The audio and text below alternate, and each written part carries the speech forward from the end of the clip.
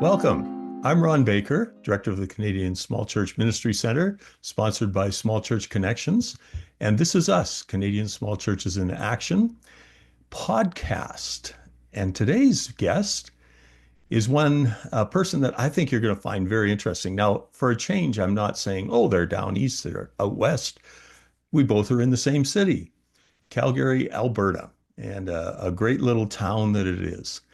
We want to talk about small churches today, and I'm just going to let Tony answer a question of who are you, what's been your ministry journey, and then we're going to jump right into a conversation, which I think you will find enjoyable. So, Tony, who are you? What's been your ministry journey? We'll get started from there. Thank you, Ron. Hi, my name is, if you know, my actual name is Ka Hon Tony Wong. Ka Hon is my Chinese name. I originally from Hong Kong and then immigrated to Toronto when I was a teenager. For 20 years, after I graduated from Tyndale Seminary, I served in the West, from Edmonton to Vancouver, now in Calgary. Okay, you've done the triangle. Yes, I have served in a inner city mid-sized church, two large churches, a Chinese church, and currently I'm serving in a small church, Calgary Chinese Baptist Church. Now, that church is a very, let me put it this way, it's got two different things going on in one sense. Maybe you can explain a little bit more about the church that you're serving in currently. Yes, my church is one church with two congregations, an English congregation and a Cantonese-speaking Chinese congregation. So we are kind of moving towards closer to a mid-sized church, 70 people in the Chinese congregation and 60 people in the English congregation. It ended up as like 130. But when I started to serve in this church 8 years ago, English congregation had 15 young people. Chinese had 40 people roughly. So it's kind of 55 people. So these 8 years, somehow the Lord blessed this church to grow. And also at the time, when I try to figure out what does it mean to be a small church pastor anyway, I ended up to finish a PhD degree in Trinity Evangelical Divinity School educational study programs, and wrote a dissertation about a pastoral identity of a small to mid-sized Canadian Chinese church pastors. Now that's a rather interesting topic in itself. Maybe we'll just venture into that just for a moment. Maybe you can tell us a little bit of some of the conclusions that you came to in your PhD dissertation when you were finished. Yeah, actually, there's a lot of interesting stuff going on. Basically, there are a few major areas. Number one, all these pastors I interview with, either they sensed the calling when they was a teenager, or they became a pastor, had a pastoral calling in the mid-ages.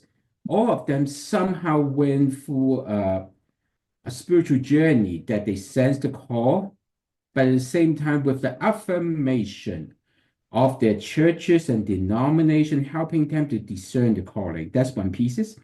And second thing is, all pastor has a call to serve, right? But how do you know that you are fit for the small church ministry, right? That's a very different ballgame. Actually, there are some elements. If you want to serve in a small and mid-size Canadian Chinese small churches, you got to at least interpersonally, you need to be competent. And also you need to be aware of the intercultural piece of these churches, because you have Chinese congregation, English congregation. And Chinese congregation could be a Cantonese-speaking congregation as my church, and there's a Mandarin-speaking congregation. And sometimes some churches have three small congregations banged together. The cultural dynamics, it's as crazy. Sometimes crazy. You can say that. And also interesting. So you have to navigate these waters, and also you somehow at the end you have to visioning the future of the church. By visioning of your church, uh, most of them actually, most of the pastors are try to run away or try to, or even against the so-called CEO type of pastoral ministry imagery. They come as a pastor and try to discern the future of the church together. And mind you, it's interesting because we have quite a number of churches are from Anglican tradition. Some of them are Baptist tradition. These are two major pools, and I just say, but somehow they say similar things, right? It's rather interesting. So, but they said it again and again that one of the major things after and the envisioning process is finished, and some may using a very traditional SWOT analysis and kind of like a typical leadership tools, but most of them not using that. It's more like personal life to life, walking with people, showing the example, telling the story about future, and then the congregants finally get it and also negotiate what the congregation feels about the future and the pastoral view of the vision. Sometimes not the same. You have to negotiate, talk about it, and then kind of finally they come out about it and celebrate together. And through the whole process, they find out, interestingly, the pastor find out that their own calling, their own identity as agents of faith formation, relational servant leaders, and I call it a pastor with a loving attitude towards people. It makes a big difference. I mean, small churches have to move that way. It's a lot of it's relationally based, isn't it? Yes, it is. And you can't. I mean, you can't live in a small church, and I'll call it this: you can't live in a small church and pretend you're a mega church. Yes. What would you say? Yeah. How do you? What's the difference, between a small church and a mega church leadership? And I mean, you're talking about pastors that you talked with across Canada, 25 of them. What's the difference? Oh, huge difference. Let me Okay. give you a personal examples, okay? Okay. I was an associate pastor of 1,000-member churches, okay? So in my just a Cantonese pastoral team, I have 5 pastors, English congregation, 3 pastors, Mandarin speaking pastor, 2 pastors. You add up how many? Almost 11, just a pastor. And in each congregation, you have 5 to 6 deacons of each board, and then you end up in a typical business meeting at the time. You have 20 something people in the room, and I just saying that That's as even big as some small churches. oh yeah, and even you say one sentence and you say it with just a 1 minute, you already take up you 30 minutes to figure out everything. That's a pretty big groups. And also because of that, in terms of leaders, when you're leading it, it's pretty much the leadership group has a predominant voice. I'm not saying the member doesn't have it, they have it, but in a way that sometimes you say, what can I do? I can't stop you guys. You're just doing it in a way. I mean, that's some comments I heard when I was a large church pastor, right? Some said, yeah, another is a positive tone said, yeah, the church is in the leadership. We are leading. That's one way.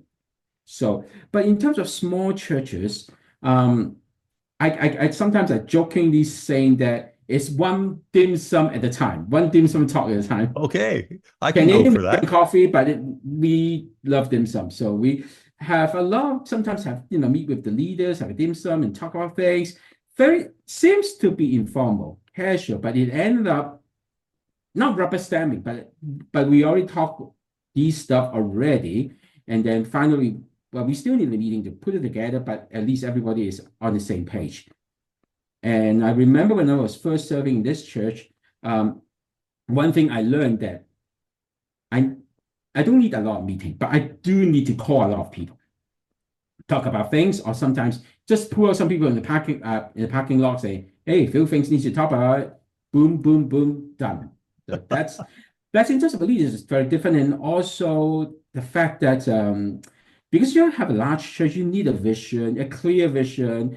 and things are pretty stable. Once this vision has done, and you just follow through A, B, C, D, E, a 10 years plan, you have to go do this and do that, right?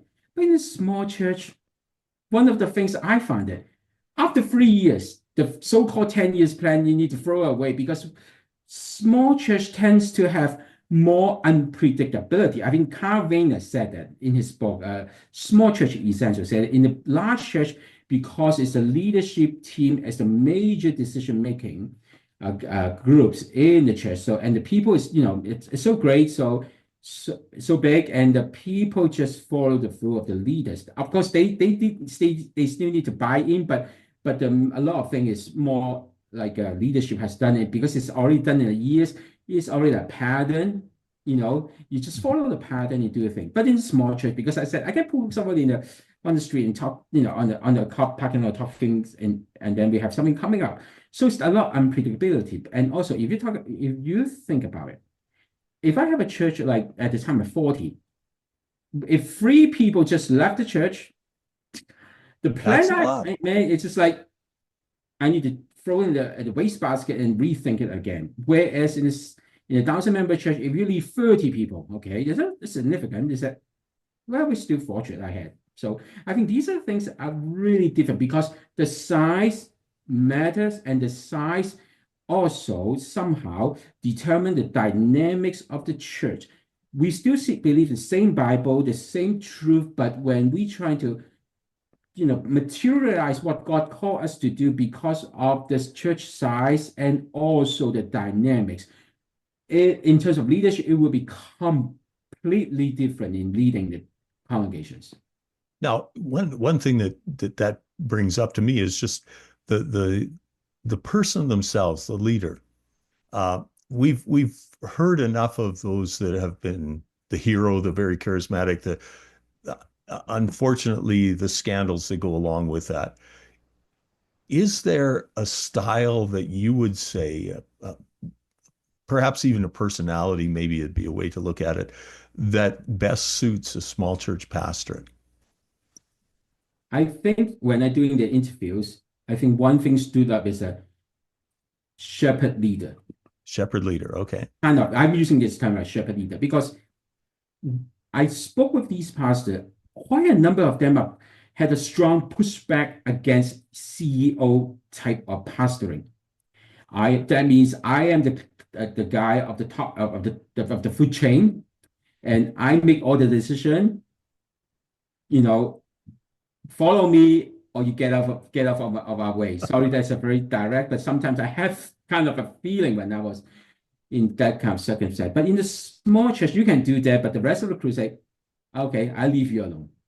We can do our own stuff. Whereas in the small church, I find that you as a lover. I'm using this term is from McIntosh in his book, One Size Doesn't Fit All. It's an old book, but it still has some good stuff. And he's talking about pastor is a lover in a small church. You try to love the people and you try to model what the future of the church looks like. And you hope that people seeing that and asking you question, again, either one coffee or one dim sum at a time, depends on culture, okay?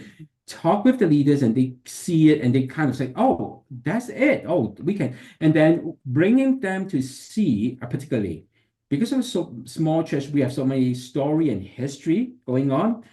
And sometimes if you're a CEO, sometimes, to be honest, sometimes we will be easily scrap the culture of the church or disregard or think out that, oh, that's an old thing. We need some new stuff. And I said, that is I find it. I learned it too. The worst case scenario of small church leaders. I would say that when you walk into a small church, the first thing you're going to do, talk to the matriarch and patriarch of the church. Good idea. And have a good conversation. Again, one coffee, one cake, one dim sum, or one salama, whatever you want it. Just have time to talk about it. Understand their story, their hearts, and be patient because I understand that. Even in my church scenario, I mean, there are pastors come and go in a small church, right? So they would say, can I trust you? Are you be with me for long enough? So I have to be patient, and I might learn my lesson too sometimes. So I said, be patient, and then I think Michael Anthony's and another guy wrote a book, and he said that if you're in the church ministry, probably the first 5 years is the time that people are trying to trust you, and then from the starting from the 6 to 8 year, it's kind of like, okay, you can try something, see what happened, and then from the 9th to 10th year is the time that for a pastor you can ask a question, is this the time I can have a long-term stay? So if it is the case, if I think small church is the same, even maybe a little bit longer time, that as a leader, you have to be patient, shepherding, talk to them, but you model the future in a sense that, and also discern the future. And also at the same time, because you listen to the old folks that I said it before, listen to them, listen to the story. What, I mean, let's put it this way. When was, for example, my church, when were for what reason CCBC, my church, Calgary Chinese Baptist Church, began? Listen to the story and then trying to connect the old glories, I call it the old The glories, old glories, okay. and the present opportunities. And they see there's a succession, there's a lineage of legacies. I think for a lot of small church parishioners thought that, oh, you guys just push me around, you push me aside. I said, no, we just want to carry the good old glories, but in a different format, different way. May not be the way you think about it, but it's still yours.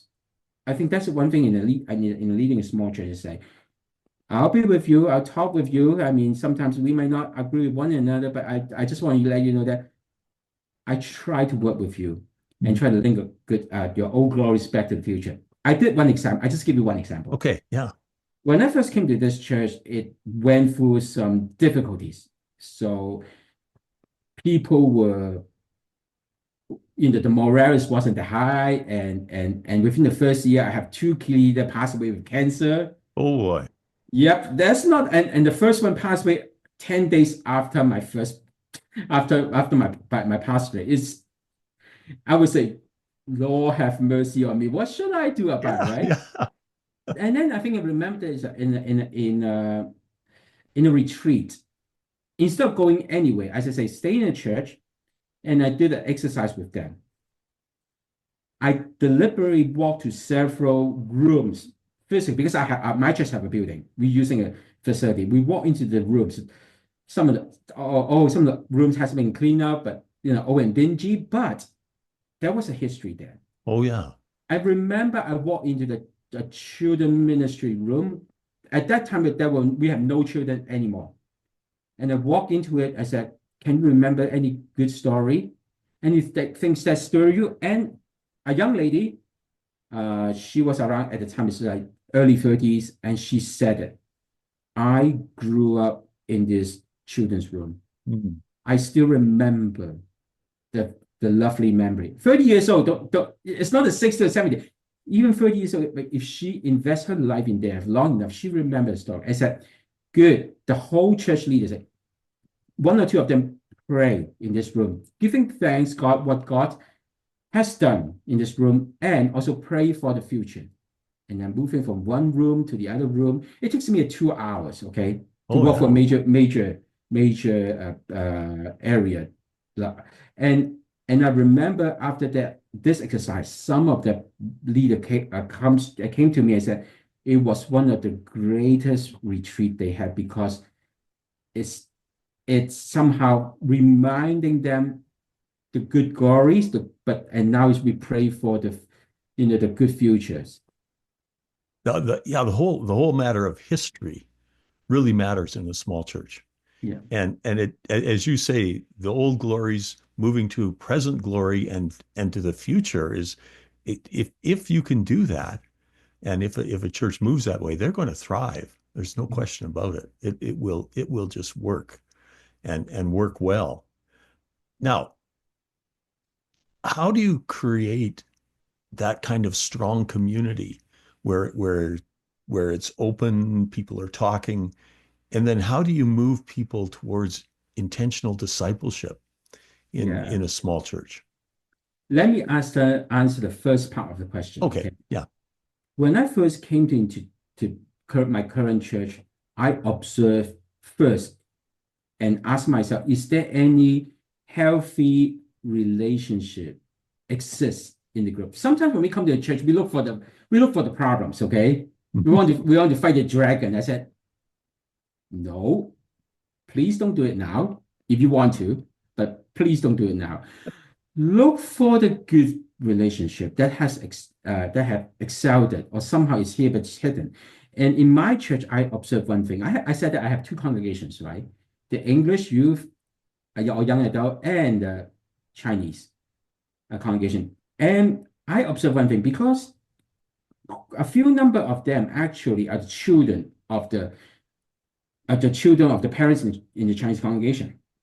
So I can see that they have at least some healthy relationships, and not in an antagonistic way, right?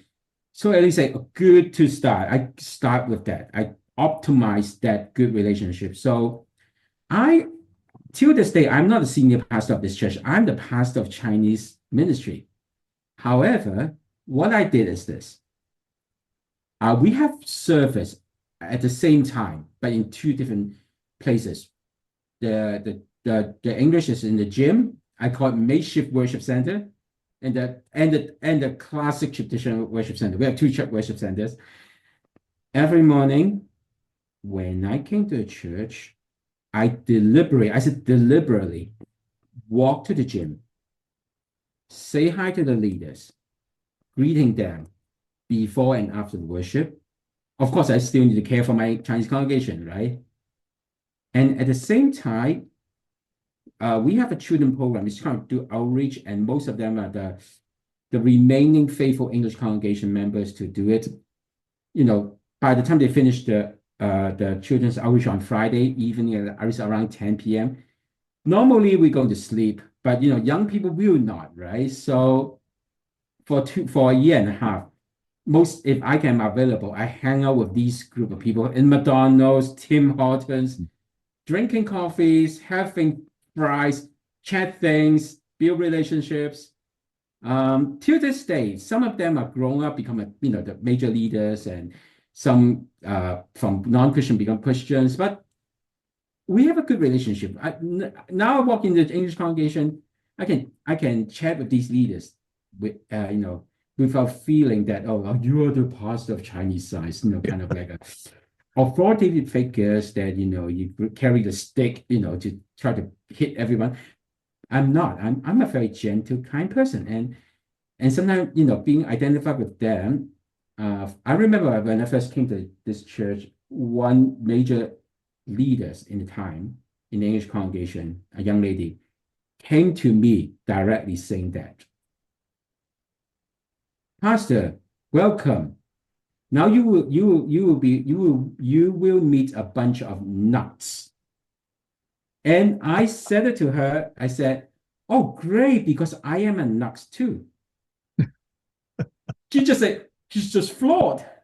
It's a joke, and we just laugh. But Yeah.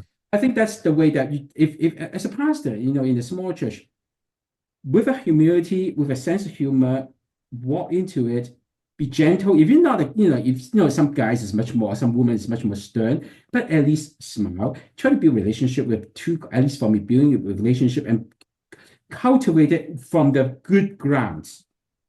Once you have a good ground, you have a good, I would say a critical mass. When people seeing that, then you can start to doing some stuff together, like joint event sometimes, and build up a momentum, let them seeing that we are one church, particularly if an ethnic church or a church with two congregations.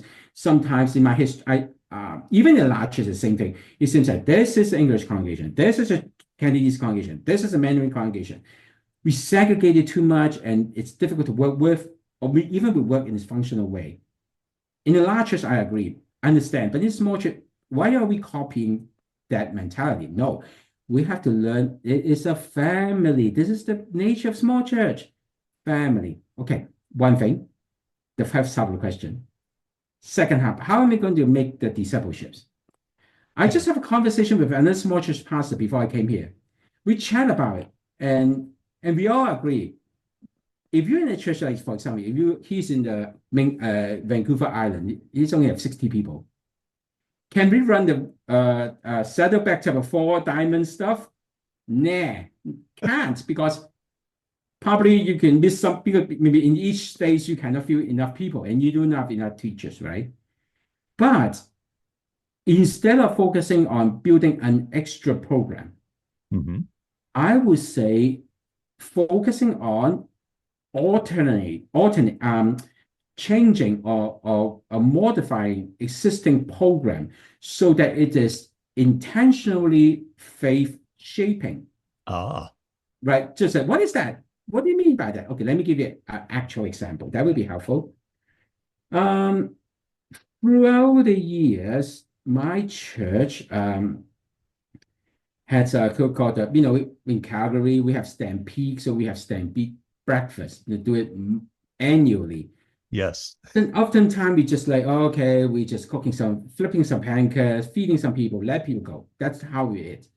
But these 8 years, we try to change the program a little bit. We experiment there. There's something fail, something well, but at least we have a thought that this is an outreach program, and we have to prepare how to outreach people. And that part, because we need to learn how to welcome people. It's part of what? Education. We are not learning by sitting on the classroom, but we're learning by doing it. Talk about it. Okay, that's one way. Secondly, worship. I mean, one of the scholars said that one of the signs of small church is the worship is the primary thing. If you go to large church, as I said before, I talked to some of the people when I was a pastor in a large church. They said that what they felt was as a church was the small group worship. They didn't care the sermon, music, whatever. That is the small group is a big thing. I get it, because then you find relationship. But in a small church, the worship is the thing, is the thing, I would say. So I thought about it. Okay, if 99% of people would sit on the pew, our chair, my church is using chairs now. They sit on a chair and listen to you or do. So that means my worship has to be somehow meaningful. And particularly for my sermons. So I preach sermon series. Not you don't need to follow me, but I like to study biblical books. Okay. So but number one, I would say I would do 1/3 of if I preach 52 times, 1/3 of them will be on the gospel. 1/3 of them will be New Testament. And then 1/3 of them in Old Testament, including some of the, I preach Obadiah. I think I never have a church to preach on that, very few, but I did. Okay. So in a way, you sit down for 52 weeks, at least you have heard sermon about it. And then now I'm doing it, putting application that you can do it. And finally, we did something crazy. That's the final part, is the intergeneration part. We are trying to experimenting it. Recently, our church is trying to do the spiritual formational teaching. So now I have an English pastor, myself, and the children ministry coordinator, 3 of us. And we are crazy enough to say, what can we do? So finally, it's a lot of work, to be honest. This is a trial period. So we have 9 sermons. Both the Chinese and English worship will preach pretty much the same passages. Yeah. And the children will also either work with the same passage or the similar passage on the same topic. We all work it together, and we communicate to the members, say that we are actually learning together. Are we still experimenting, because this is a new thing? People still, still like, oh, it's how do we connect it? But I keep encouraging, saying that, look, your English counterpart learning this, the children is learning. If you have children, actually saying that, if you have children, check with your children what they learn. Now you can ask, and I ask the children ministry directors, tell the children, check with your parents to see what they are learning. That's a good thing, you know. Mhm. So we're still So experimenting. yeah, so very much in take the programs that are there, work with them, intentional discipleship, and unfortunately, time is running out. As Oh much, no, yeah, like I'd love to keep chatting. Maybe we'll do that again another time. But sure, that would be great. I do have one question, and that question I ask of people that are on this podcast all the time, and this it's just pretty straightforward one. If you had one piece of advice, and it doesn't have to be about what we've talked about, it could be just something that you'd say, if you had one piece of advice for a small church leader, what would that advice be? Do not compare. You are God. Uh, you are God's uh, servant in your context. Mhm. Do not compare because do not compare with the church next few blocks away. Do not compare with Bill Hybel and other guys. Uh, God create you and I as a unique person to serve in a small church. It might be at the end of the day, throughout your life, you just serve in a small church.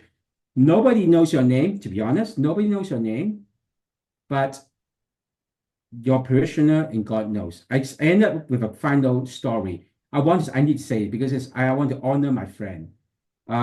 Reverend Eric Wong, he passed away this year with ALS, and he's around my age. He was a small church pastor in the Anglican church in Calgary, the Anglican church in Chinese Anglican church in Calgary. I would say he loved his people. Mm. He served as a middle ages, loved the Lord for a few years. I can see his work build up a church from only 5 people. By the time he passed away, it's kind of 30, 40 people. Nobody, I would say nobody know his name. I put it in as a dedication to him and to other small church pastor. Your name may not be known in in the cover page of the Christianity Today, but you will be known by your flocks and by Jesus Christ. Mm. That is great advice, Tony. Really appreciate it. And I appreciate having you on.